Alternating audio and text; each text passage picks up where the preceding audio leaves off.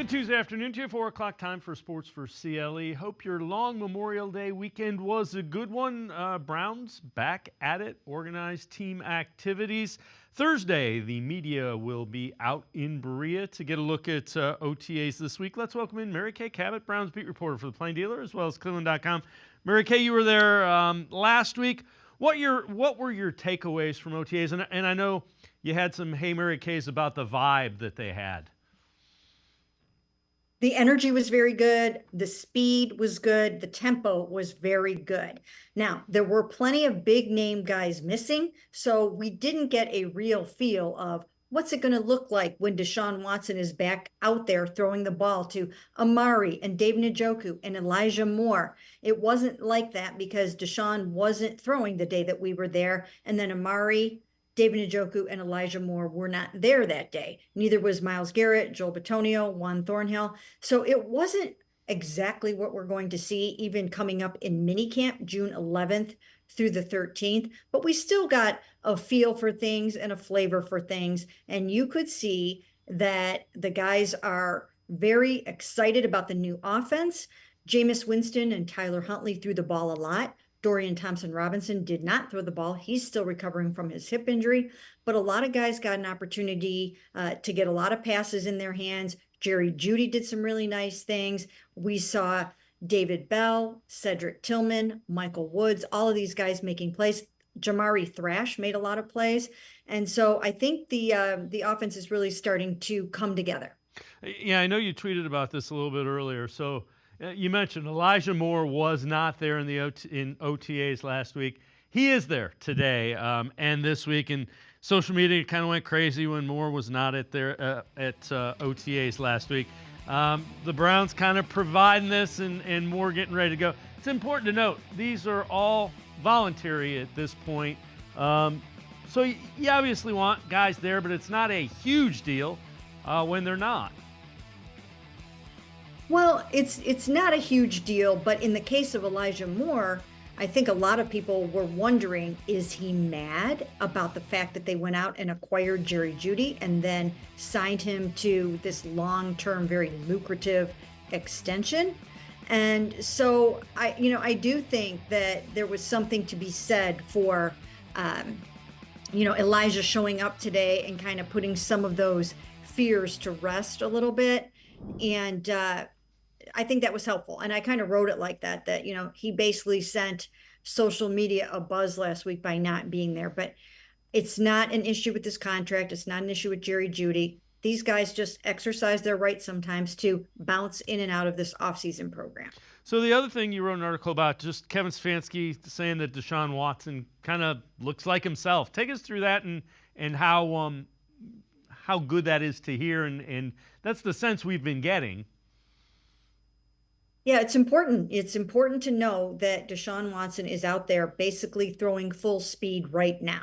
If he's throwing full speed right now and he's following his protocol, then he's right on track to be 100% ready for those Dallas Cowboys on September 8th. So that bodes well for the future. It bodes well for Browns fans and for the Cleveland Browns. And I think it will give Deshaun and his receivers an opportunity to really get their timing down, to get this offense down. Everything is new, and they really have to rep it over and over and over. It requires a lot of communication, what's going to be going on with the offense this season. There's going to be a lot of shifting, motion, shotgun, 3 wides, 4 wides, many different things, many different elements of this offense. And I think that the fact that Deshaun can run a lot of it starting now is really good for them. This is another one of your Hey Mary Kays. I thought it was really interesting. What type of things translate from OTAs into regular season? Is there much? Yeah, there's a lot. I mean, you can see a guy's speed. That always holds up. If a guy is really fast, including fast off the ball, like Mike Hall Jr. is, that usually holds up in camp. If guys are like exploding off the edge or exploding off the ball, usually you end up also seeing that out there on the field in the regular season. Good hands, that always translates. If a guy has problems with dropping the football, generally he'll drop it regardless of the situation at times. And if a guy can hang on in OTAs, in minicamp, chances are he'll have a much better chance of also doing that during the game. Now, there are contested catches, and some guys are better than those than others. And so that's something to keep an eye on. Speaking of those contested catches, Michael Woods looks like he's really built up his upper body, and he should be winning pretty much every contested catch against some of the smaller defensive backs that he'll be going up against with the way that he looks right now. Really, really big upper body and biceps and almost, I mean, it's like when you come out there, you'll see what I'm talking about. But those are some things that hold up. And then just guys closing to the ball, guys getting interceptions. We saw some really good defensive plays. We saw Greg Newsome batting down passes, getting an interception. We saw Denzel Ward get an interception. So I'm looking forward to seeing how many of those guys come up with those big plays when we're out there again on Thursday. So there's another one of your Hey Mary case. Do you think the front office, the coaching staff, the brain trust, if you will, is comfortable with where the linebacker room is?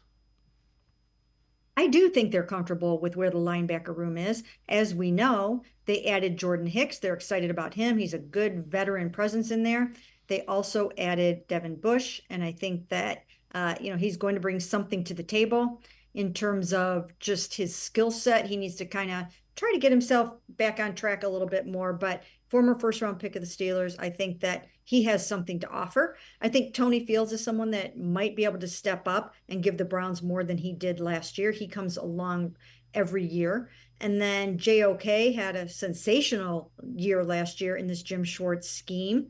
And, then they also drafted Nathaniel Watson, who sort of takes over that Sione Taki run defense kind of guy, just the bigger, stouter guy. And he's already shown up. He had an interception at the end of practice, and that's what you want to do out here in these OTAs. You really want to show up. What about the extensions? It seems like I ask you this every week. The contract extensions for Andrew Berry and Kevin Stefanski. Have you heard anything more about those? I think it's probably the same as what I said last week, is that they're trying to do those two guys at the same time. They're trying to make sure that they announce them together. This is unity, this is alignment, and I'm sure they just want to make one nice, big, exciting announcement for the organization. And so to sync that up, sometimes it takes a little time, but I think they're getting closer. And ideally, I think they would like to have that announcement made by the time they break for the summer, which is on June 13th. So this is from NBCSports.com, 2024 NFL GM rankings. They go Andy Reid / Brett Veach of the Chiefs 1, Kyle Shanahan, John Lynch of the 49ers 2, Howie Roseman of the Eagles 3. They rank Andrew Berry 15th. Andrew Berry's 40% of the way through the Deshaun Watson 5-year fully guaranteed contract. QB hasn't done anything. Berry has built a franchise around player Myles Garrett through a combination of solid draft picks, trade acquisitions. Mission has been made much harder by the Watson trade, limiting the Browns to 0 top 50 selections over the past 3 drafts. This is all in group. 2024 is where the last stand begins, very much including for Berry. Mary Kay, I get the whole thing with the Deshaun Watson trade. It hasn't really limited what Andrew Berry's been able to do, building out by most accounts, this is one of the top rosters in the NFL. So you can say the trade, and it hasn't worked out, but he's still been able to put together a really good roster, hasn't he? Yeah, who wrote that again? Just out of curiosity. NBCSports.com is where we got it from. Yeah, I just don't really agree with much of that because, first of all, everyone seems to forget that it's not that Deshaun Watson hasn't worked out. It's that Deshaun Watson last year was injured all year. He was injured for 11 games. So you can't just say, oh, he didn't work out. So I take issue with that. And then when you look at what Andrew Berry has done to restock this roster in the absence of 3 first-round picks, he's been able to make some phenomenal trades, including a trade for Jerry Jeudy, a trade for Elijah Moore. He made the trade for Amari Cooper a couple days before they made the Deshaun Watson trade.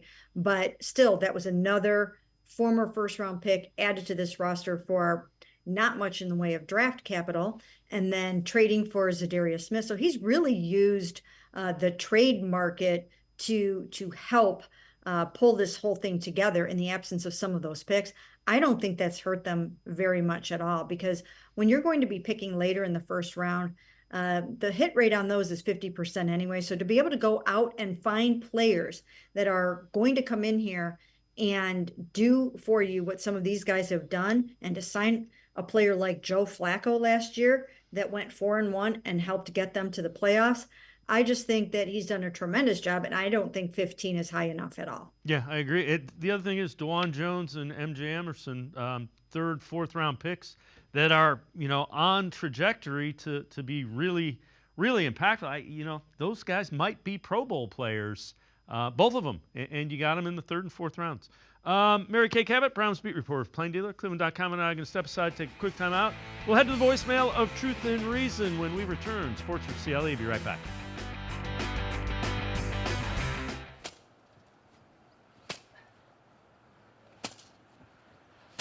Moneymaker from the Ohio Lottery has no interest in beating around the bush.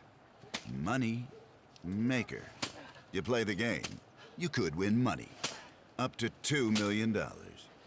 With more than $88 million in prizes from $50 to $500. Moneymaker cuts right to the cash. Unlike this guy.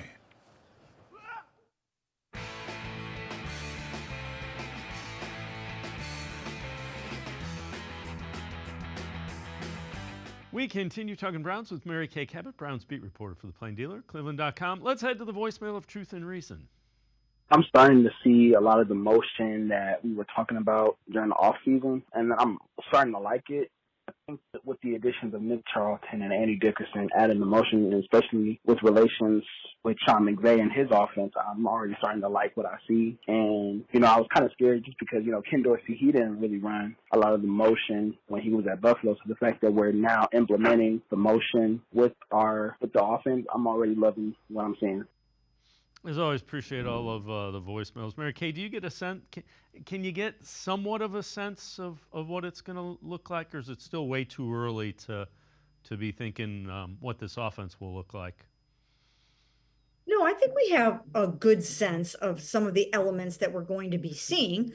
And we saw some of it even just in the short time that we were out there, or the one practice that we were out there last week. But we've been hearing a lot about it, and we know what it's going to be. We know there's going to be a lot of the elements of what Ken Dorsey ran in Buffalo and what Deshaun Watson ran under Bill O'Brien in Houston. So we're going to see some elements of the spread. We're going to see some of the drop back game that you saw Tom Brady do in New England. We're going to see a lot of 3 wides. That's why it's important to have so many good wide receivers. We're going to see RPOs and I think more motion. And so I do think that you're going to see a lot of these things, and it will look different. And then with Deshaun Watson running it all, you're going to have a lot of that street ball. You're going to have some of that Patrick Mahomes sidearm passes and running around like crazy and zipping around and making those off-schedule plays. So I think it's going to be an exciting offense, and one that Browns fans are going to love. So with the additions of Jerry Jeudy and Jamari Thrash, do you think the Browns are standing pat with their wide receivers? And again, this one from your Hey Mary case. Could they add somebody like a Hunter Renfrow? That's a guy that played with Deshaun Watson at Clemson. It's such a good question, and I have been asked this a couple of different times. At this point, I don't see that, because I think that they are going to be trying to find ways to get some of their existing guys onto the field that they really like. And I'm talking about Cedric Tillman, David Bell, Jamari Thrash, Michael Woods. I think they really want to give those guys a chance. And if they added another player like that, then there just aren't going to be enough footballs to go around. And I think if you looked at last year, they traded away Donovan Peoples-Jones, who was a very good receiver, because they weren't able to get Cedric Tillman onto the field, and they really wanted to do that. So I think they have to kind of keep an eye on the numbers game here a little bit, and they'll play it out in over the next couple of months. But right now, I think they seem pretty happy with what they have. I know you wrote an article, DeJuan Jones, kind of talking about where he's at in rehab from that knee surgery. Take us through that and kind of what you found with Jones.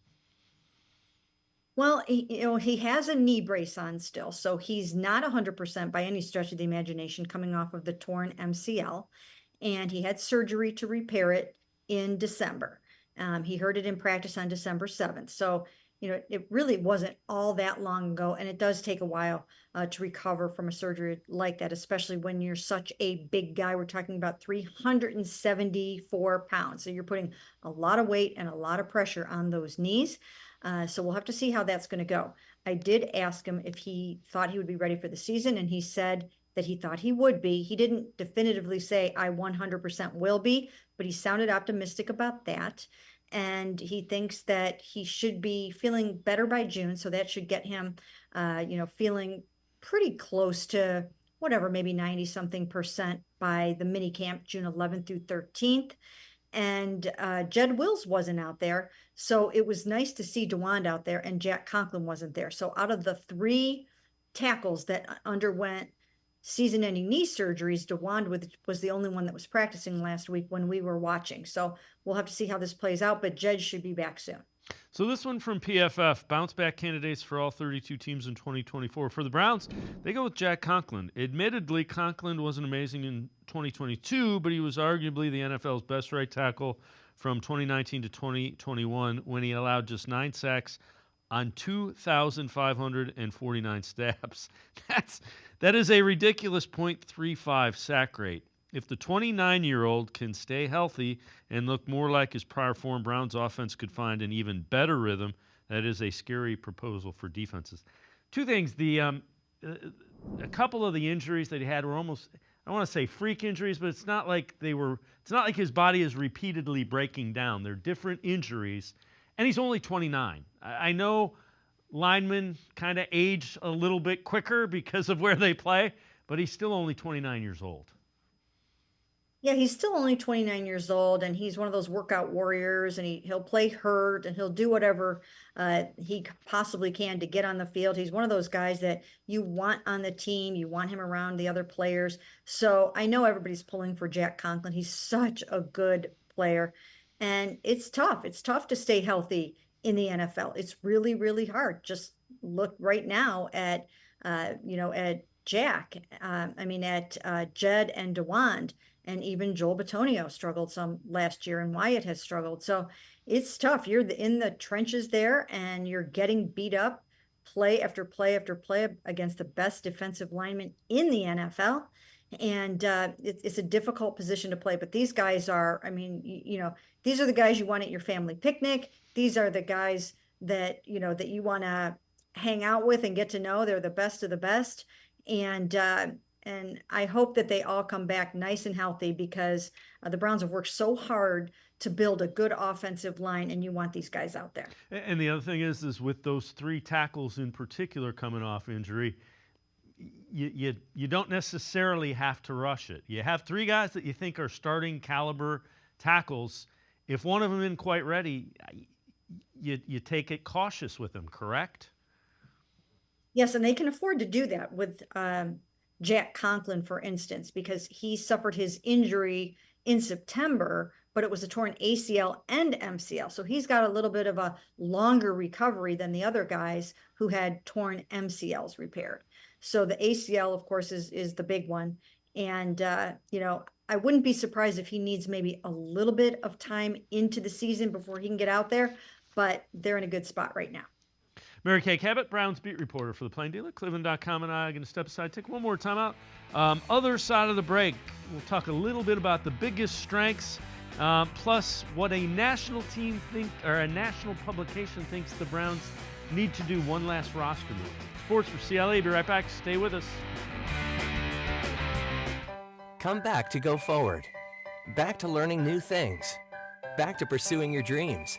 Tri-C has flexible learning options to fit your life. And every year, more than 1,000 local companies provide Tri-C students with real-world learning. The right education can boost your lifetime earning power by hundreds of thousands of dollars. Start now with a college education you can afford. Tri-C, where futures begin.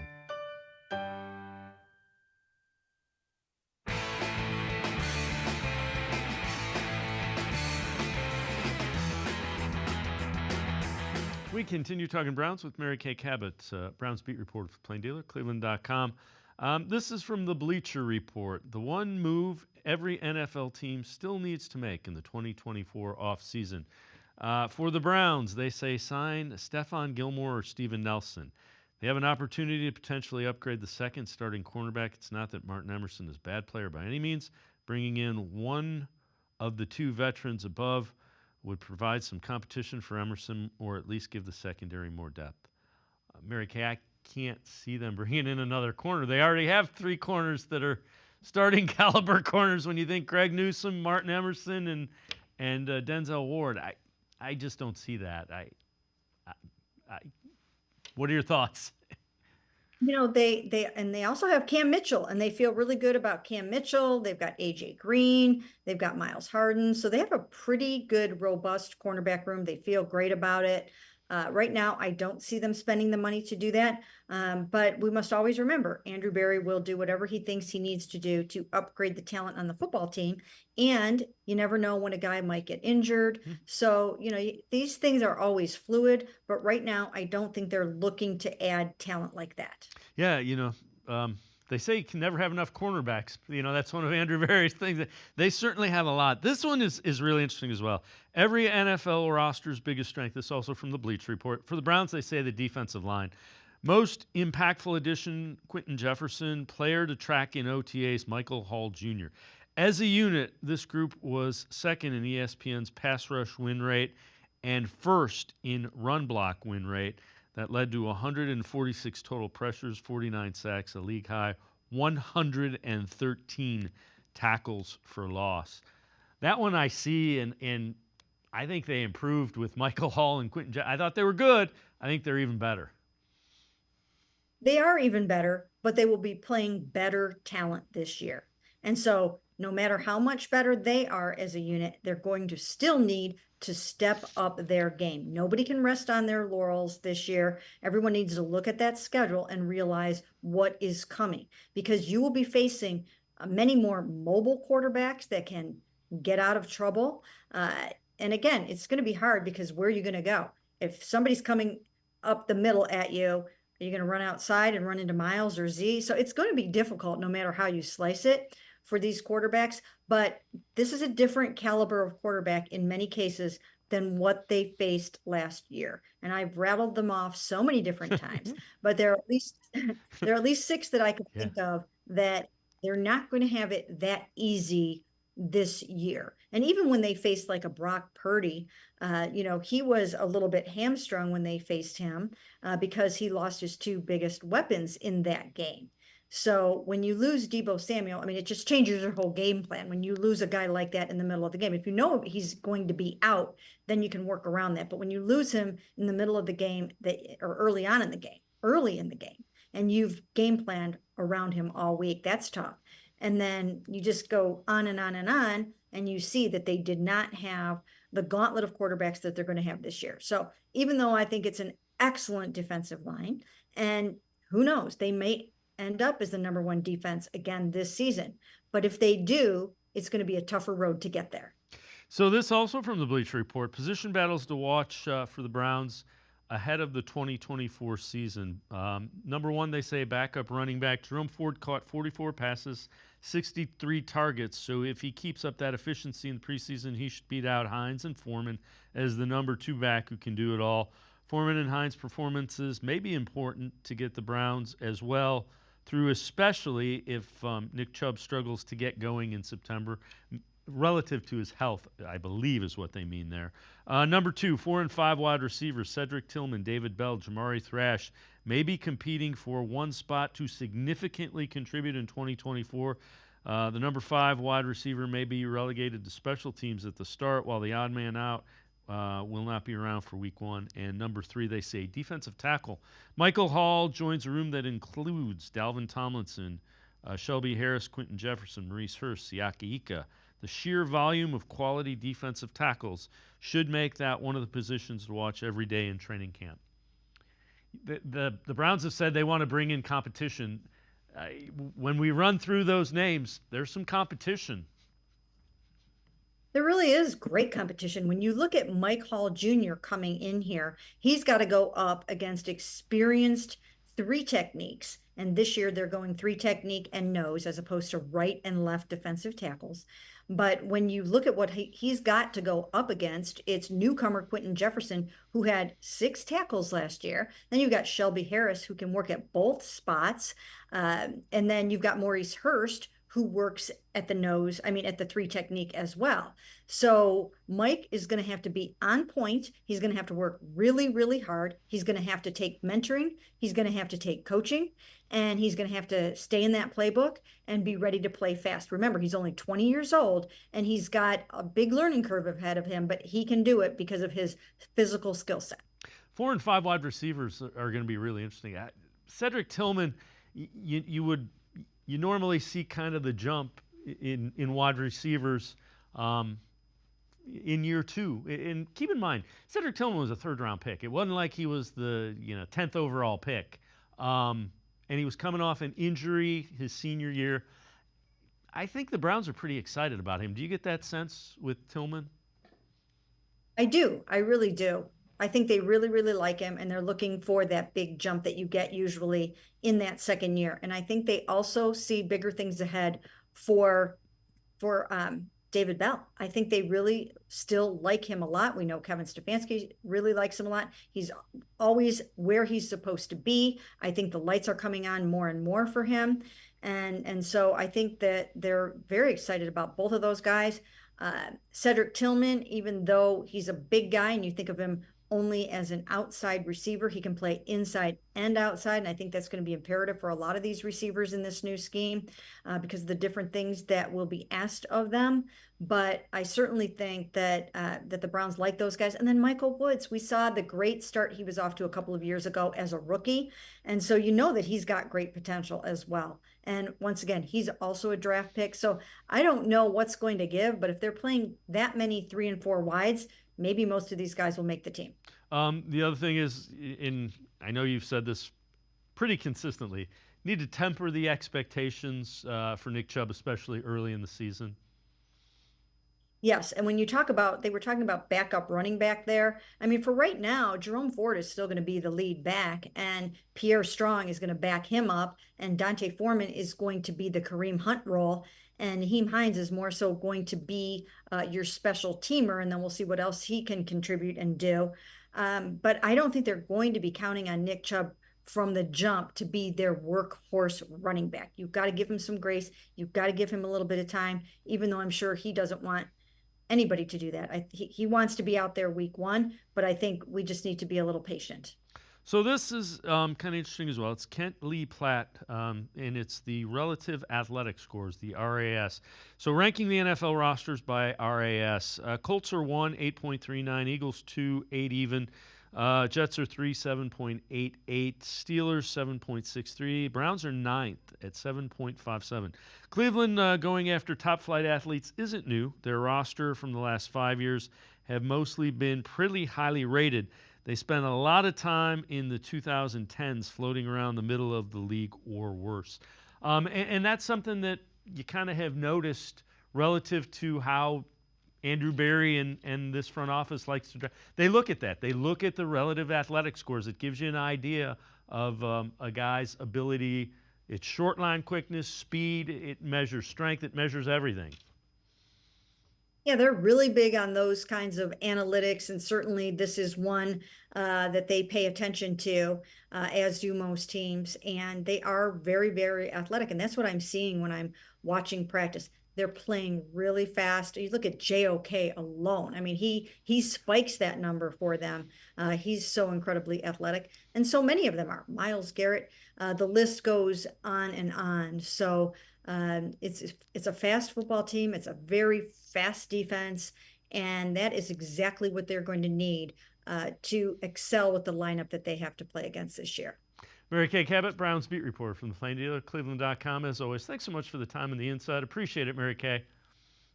Sure, thanks for having me. Mary Kay Cabot, make sure you check her out. Always the best Browns coverage, cleveland.com, as well as the pages of the Plain Dealer. We're going to continue talking Browns. Other side of the break, Sam Monson from Pro Football Focus, co-host of the PFF NFL show. Straight ahead. Stay with us. Come back to Go Forward. Back to learning new things. Back to pursuing your dreams. Tri-C has flexible learning options to fit your life. And every year, more than 1,000 local companies provide Tri-C students with real-world learning. The right education can boost your lifetime earning power by hundreds of thousands of dollars. Start now with a college education you can afford.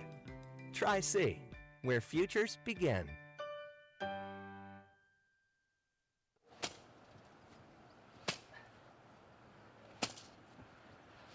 Moneymaker from the Ohio Lottery has no interest in beating around the bush. Money Maker. You play the game, you could win money. Up to $2 million. With more than $88 million in prizes from $50 to $500. Moneymaker cuts right to the cash. Unlike this guy. I am powerful beyond my wildest imagination. I will define my future. I will keep challenging myself to improve. Because I am a future leader of this great nation. I will be responsible for raising a beautiful family. And educating not only my generation, but many more to come. I will make a difference in my community. And I will stand up for what I believe in. I will not settle for simply chasing my dreams, I will achieve them. Because I was given a chance. An opportunity. A home. At Family, Career, and Community Leaders of America. The ultimate leadership experience. FCCLA has been one of the greatest experiences of my life. It's made me who I am today. Join us. We'll build a new future together.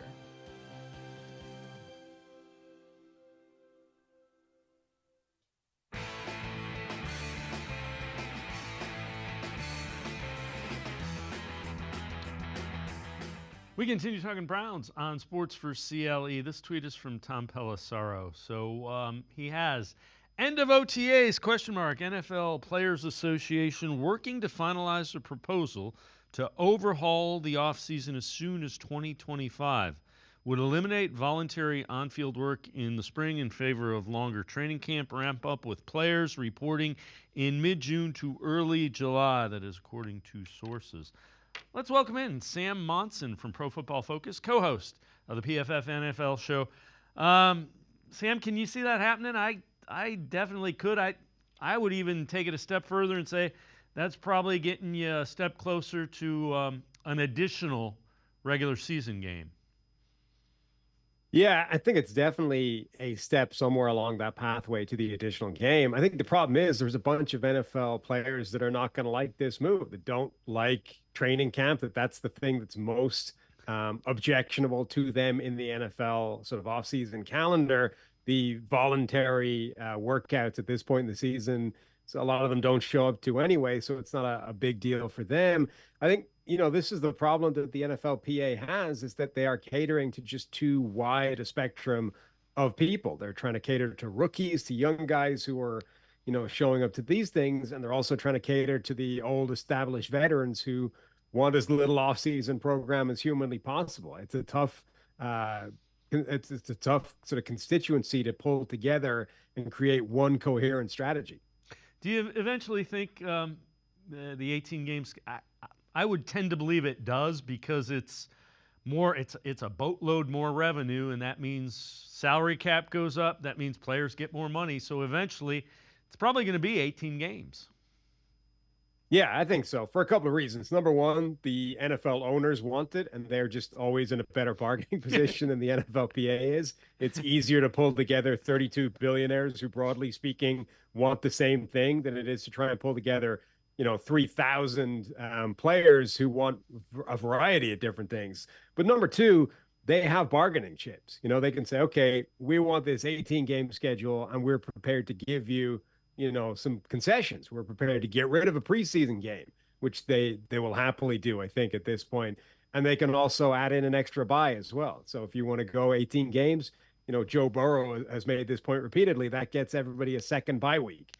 And that potentially gives the NFL some more flexibility in terms of expanding the international slate of games, which I think is something else that they would want to do. So in a way, the concession that they would give up as part of getting the players to agree to 18 games also puts them further along the road to just an ever increasing slate of international games as well, because of that extra bye week. And that's even more revenue that'll be generated. It's another week of TV as well, and that drives the salary cap up some more for the players. I know you wrote an article. NFL schedule is growing even more unfair, and part of that's probably driven by TV, right?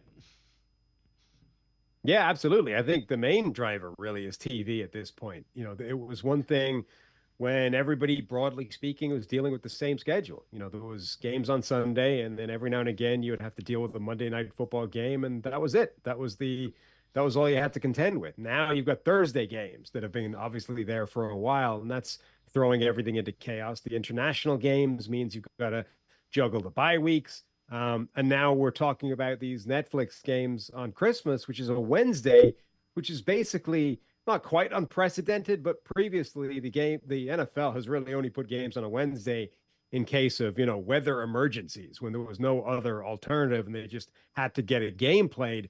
Now they're doing it simply because Netflix dangled enough money in front of them. And all of these things form this just incredible house of cards that the NFL has to fit into one schedule.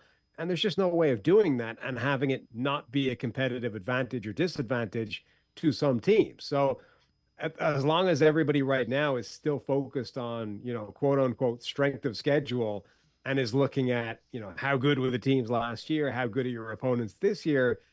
They're sort of able to sail this stuff through under the radar. But the real disparity is coming in rest days and travel distance to try and accommodate, all of these different games and different days. And I think that's where the schedule is getting a little bit out of control and will probably continue to until teams start to really push back on that. So you did a NFL wide receiver rankings for the 2024 season, wrote an article about it. You had Justin Jefferson 1, Tyreek Hill 2, Jamar Chase 3. Potato. You can argue any of those anywhere else. You had Hopkins 17, McLaurin 18, Amari Cooper 19, Mike Evans listed at 20. Let me ask you this. Cooper is a guy that we see him every week here. And the more you see Cooper, the more things you appreciate. Does he get overlooked a little bit? He's not real fast. He's not real flashy. He's not the typical NFL diva wide receiver. He played opposite CeeDee Lamb in Dallas for a little bit. 4 or 5 quarterbacks last year with the Browns. 4 really, the 5th, Driscoll, he didn't play in that game. I just think he's underrated. Is there a reason for that? No, I think he's definitely underrated. He almost suffers from being a sort of wide receiver equivalent of those good but not great NFL quarterbacks, guys like Kirk Cousins or, even Matt Ryan for the majority of his career. These guys right on the cusp of, they're not transcendent. They're not, Amari Cooper is not Justin Jefferson or Tyreek Hill. He doesn't completely change the outcome of any game that he plays in or the dynamic of any game he plays in. But he does make every single offense that he's been on in the NFL better. Like, you put Amari Cooper in the lineup, that offense is better. And yet, and teams recognize that and they appreciate him and they give him a big contract. And then a couple of years into that big contract, they look at the cap numbers and they start thinking, is he really worth that money? And that's when they start moving on from him. And they ship him off to a new team, a team in a slightly different situation with their salary cap and with the amount of money that they're giving out.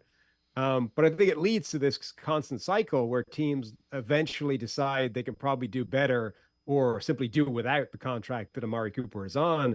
But for a guy that was a high draft pick that does everything well, that consistently makes every offense he's on better and improves the quarterbacks that he's paired with, I think you're absolutely right that he does get kind of unfairly maligned or overlooked or dismissed when the reality is he's earned those contracts.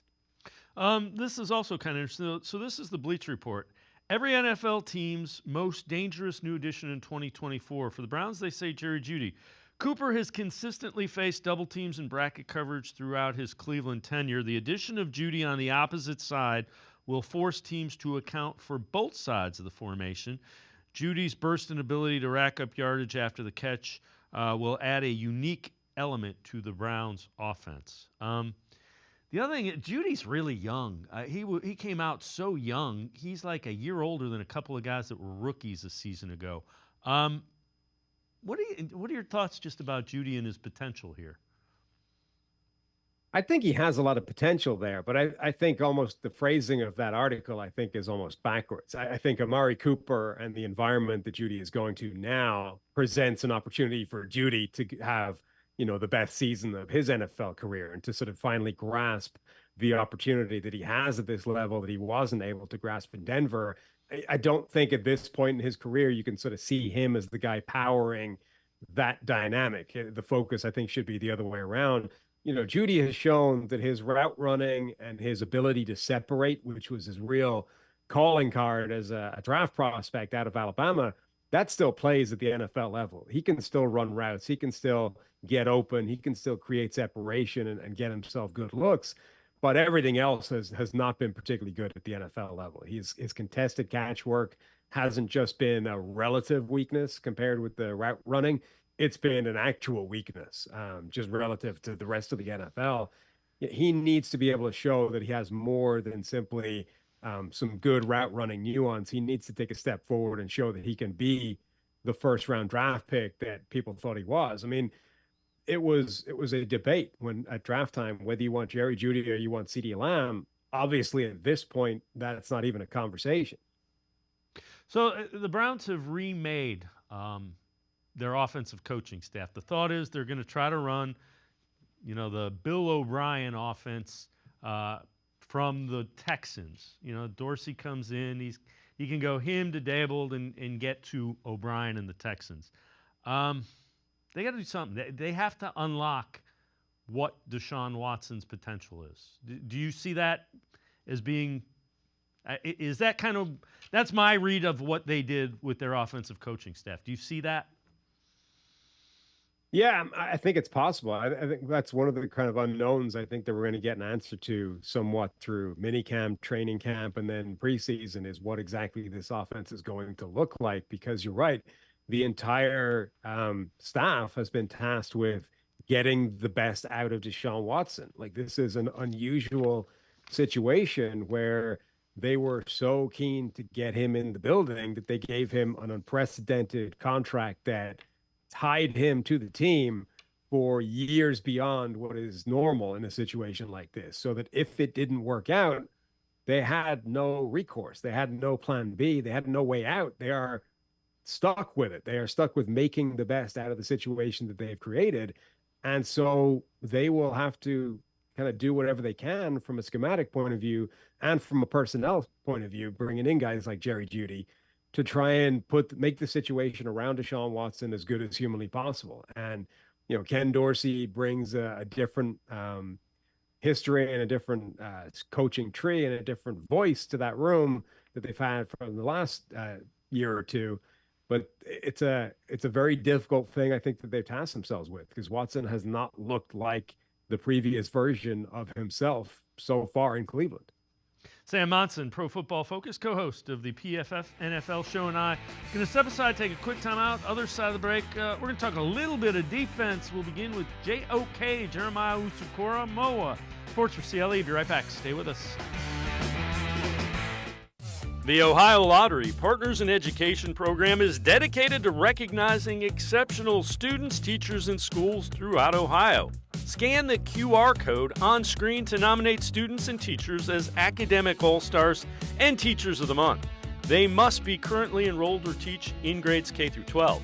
Is your K through 12 school developing students' literacy skills to achieve success in reading? If so, you can nominate your school for the School of the Year. Students can win $100, teachers can win $500, and schools can win $2,500. Scan the QR code, fill out the forms, and nominate deserving students, teachers, and schools today. The Ohio Lottery Partners in Education program takes pride in honoring exceptional students, teachers, and schools across Ohio. Submit your nomination today. It's fun, fast, and free.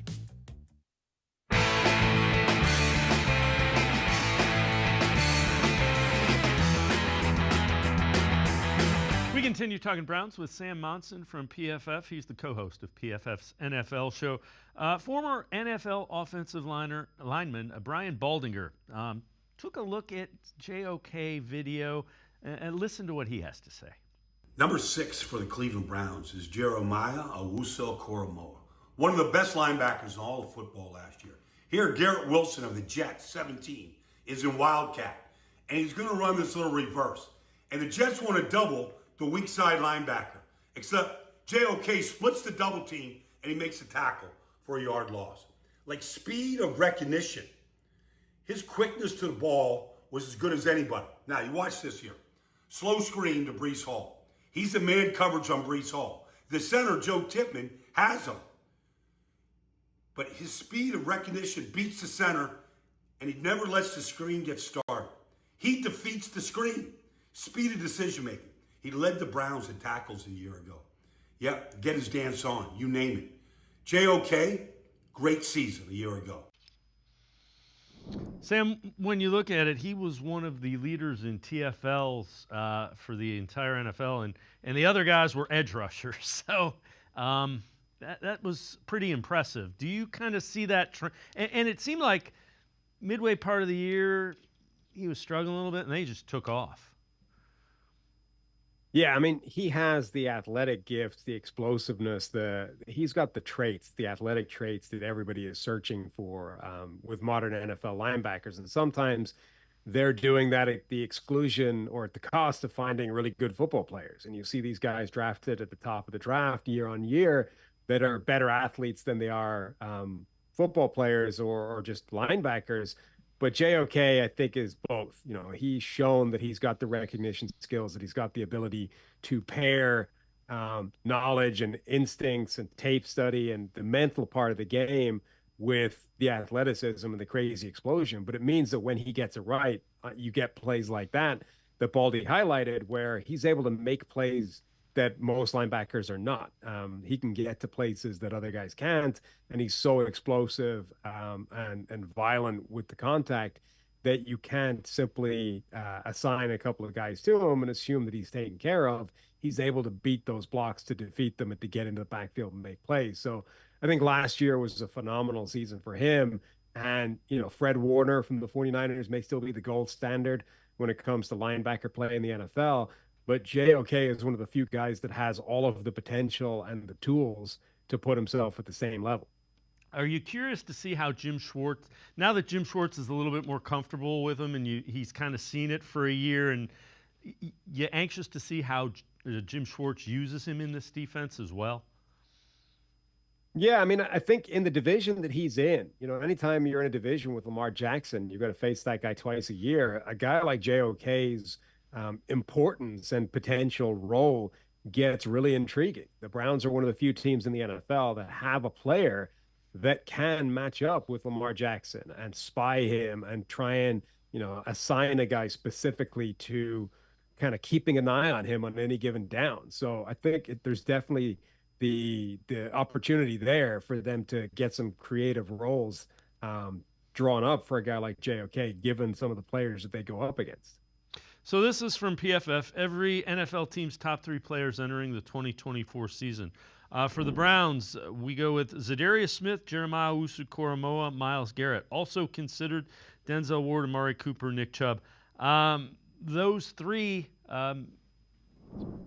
linemen, linebackers that like to play behind the line of scrimmage. That's a good thing for a defense.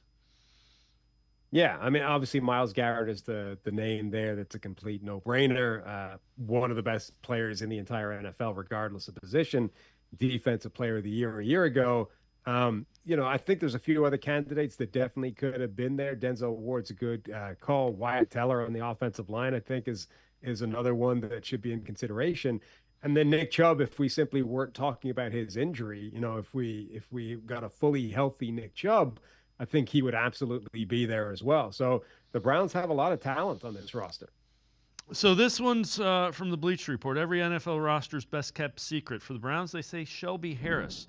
Last year with the Browns, logged 17 defensive stops or tackles that resulted in a failure for the offense via PFF. while playing in a rotational role and recording under 450 snaps. That's one of the keys is you got a couple of guys, Quentin Jefferson's in that rotation now, Maurice Hurst. But Shelby Harris, minimal snaps, huge impact. Yeah, and it was a little bit of a bounce back season for him. He had been one of those players that was really outperforming his workload and how many snaps that he played early in his career. And then he became part of that trade for Russell Wilson. He got shipped off and didn't really kind of play at the same level in a new environment, ends up sort of working his way to Cleveland. And then we started to see more of Shelby Harris again, the player that has been consistently disruptive in his NFL career and able to make those kinds of plays. And, on a defensive line that had been poor previously, he was part of that turnaround on Cleveland's defensive line, and a real, I think, bit part player, but a guy that absolutely, played beyond the number of the opportunities he was given. Sam Monson from Pro Football Focus and I are going to step aside, take one more time out, other side of the break, talk about the way the Browns end the season, plus the remaining priority as the Browns get ready for the 2024 season. Sports for CLE. We'll be right back. Stay with us.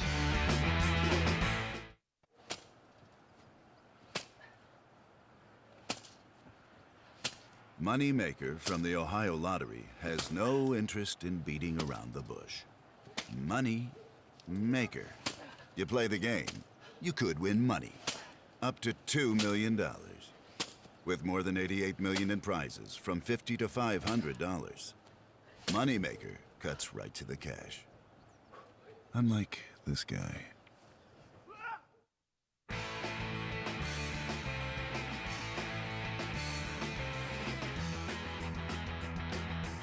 We continue talking Browns with Sam Monson from Pro Football Focus. He's the co-host of the PFF NFL show.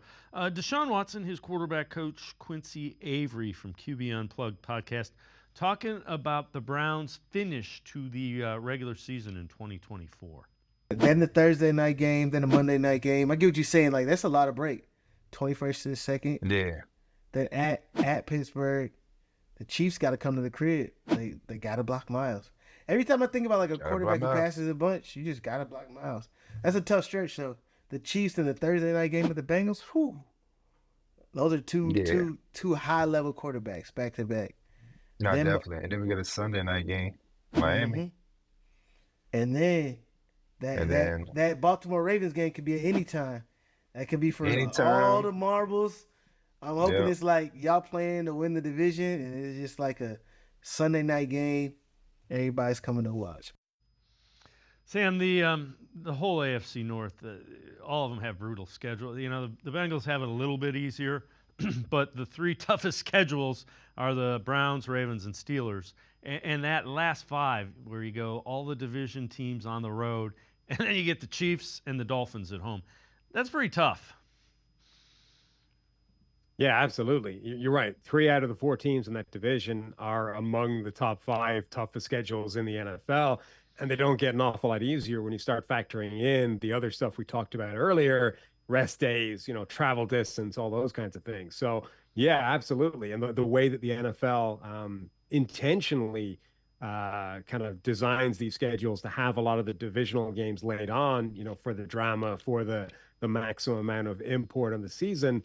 The end of that schedule is going to be absolutely brutal. They're going to have to try and get themselves a little bit of a cushion early in the season, or, simply reach a point in the season where their playoffs start 3/4 of the way through the year. They don't start in January like a lot of other teams.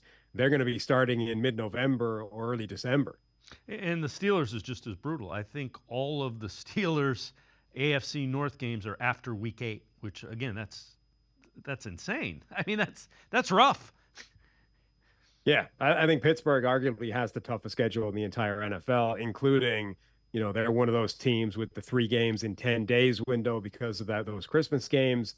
And the teams that they're facing in that 10-day stretch are tough as well. So, yeah, I think Pittsburgh, if there's a team out there that has it tougher than Cleveland, it might be Pittsburgh. All right, this from NFL.com. Biggest remaining offseason priority for each AFC team.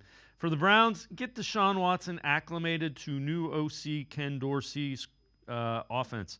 Dorsey helped usher Josh Allen's development in Buffalo as quarterback coach and passing game coordinator with Stefanski calling plays. Dorsey can focus on getting the best out of Watson in 2024.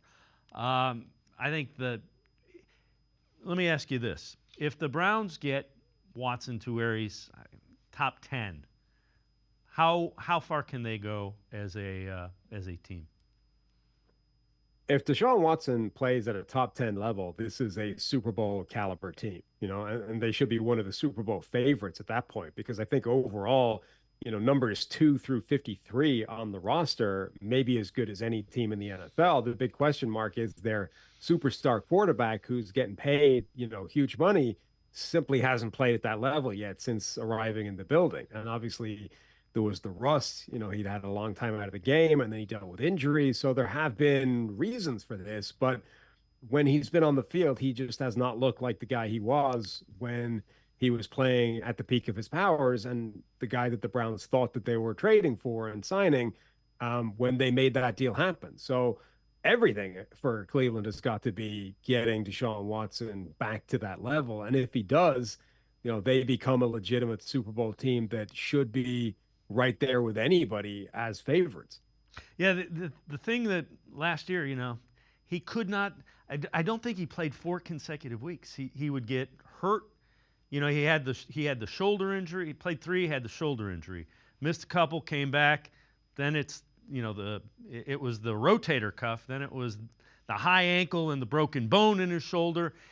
And, especially after the layoff, if you can't get out there with your offense for 5-6 weeks in a row, there was just no rhythm. Yeah, it just hasn't worked so far. And I'm sure all of the various mitigating factors play a part, but now they need to see it. They've run out of time at this point. They need to see the player that he was. They need him to hit the ground running, to get through training camp, get through the preseason, and show that he can be a high-level NFL quarterback again, not just a guy that they think can become that player. So this is from ESPN.com. Off-season superlatives for every AFC team. Browns are the team most likely to miss a departed coach. Most important move for the Browns might have come off the field. They let legendary offensive line coach Bill Callahan leave to join the Titans, where he'll work with his son Brian as the head coach. Huge loss, even if it isn't tough to understand why they let him leave. That's the way this organization has operated under Andrew Berry. They weren't going to stop him. But Bill Callahan's the best offensive line coach in the NFL. I think Andy Dickerson will come in. It'll be a little bit different feel and a different style. But I could see where they might miss Bill Callahan. Any team might. Yeah, absolutely. He's definitely one of the best position coaches on one of the most sort of underappreciated position groups in the NFL. If you have a high-level offensive line coach, and we've seen it with Callahan, we've seen it in Philadelphia with Jess Outland. If you have one of those guys, New England previously with Dante Scarnecchia, those guys can absolutely change how an offense works, because they're able to almost plug and play anybody, get a high level of play out of them, and the entire platform for everything the offense wants to do gets better. What we don't, I think, have a great handle on is how long that kind of residual lasts. When you take the coach out of the environment, but the players remain the same, how long can they kind of keep what he's taught them, and how long does the development last before the wheels start to wobble and maybe fall off down the line? So I think absolutely they're going to miss him, and it's a huge loss, but it might be one that doesn't have a huge impact this year, but is maybe the longer they're without him, the bigger a gap it becomes. Andy Dickerson is also a young, very well thought of offensive line coach from the Sean McVay tree. Yeah, absolutely. And having, a high level coach to be able to come in and replace him would absolutely, mitigate any potential hurt from losing a guy like Callahan. Sam Monson, as always, great stuff. Thanks so much for the time and the insight. Appreciate it very much, Sam. Anytime. Thanks for having me. Sam Monson, make sure you check him out. Pro Football Focus. He is the co-host of the PFF NFL show. Always really good and insightful stuff on the NFL, and we appreciate Sam's time. That's going to do it for this edition of Sports for CLE. We will see you back here tomorrow at 4 o'clock. Have a great night, everybody. See you tomorrow at 4 on Sports for CLE.